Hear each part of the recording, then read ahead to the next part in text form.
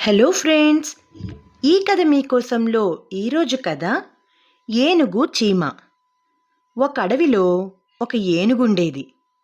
ఆ ఏనుగుకు తనంత బలం ఎవరికీ లేదని చాలా పొగరు. ఏవైనా జంతువులు ఎదురుపడితే చాలు తొండంతో విసిరి పడేసేది. అవి బాధపడుతూ ఉంటే చూసి సంతోషపడేది. ఒకరోజు ఆ ఏనుగుకి చెరువు సమీపంలో చీమలు వరుసగా ఆహారం మోసుకొని పోతూ కనిపించాయి.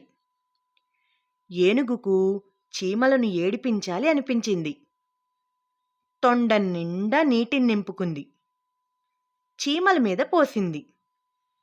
చీమలు నీటితో పాటు తలా ఒకవైపుకు పోయాయి. ఒక చీమ బాధగా, నీకు మేము ఏం అపకారం చేశామని మా అందరి మీద నీటిని పోశావు అని అడిగింది. ఏనుగు కోపంగా, వేలడంత కూడా లేవు, నాకే ఎదురు నిలబడతావా? నోరు మూసుకొని పో, లేదంటే మీ అందరినీ నా కాలి కింద వేసి నలుపుతా చూడు అని భయపడించింది. చీమకు చాలా బాధ కలిగింది. ఎలాగైనా తిరిగి ఏనుగుని ఏడిపించి తామేమిటో నిరూపించాలి అనుకుంది. తోటి చీమలతో కలిసి ఆలోచించింది. సమయం కోసం ఎదురు చూడసాగింది.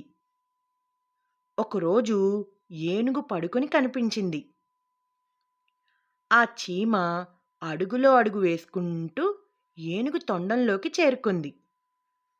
అందిన చోటంతా బాగా నోటితో పెరకసాగింది.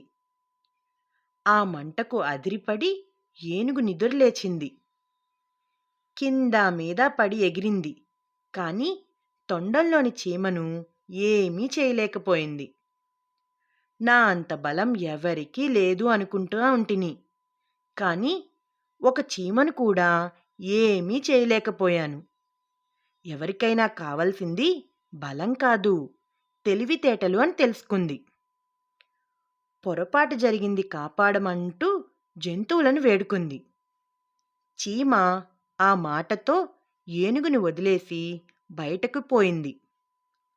ఆ రోజుతో ఏనుగుకు అంతవరకు గల పొగరంతా పోయింది.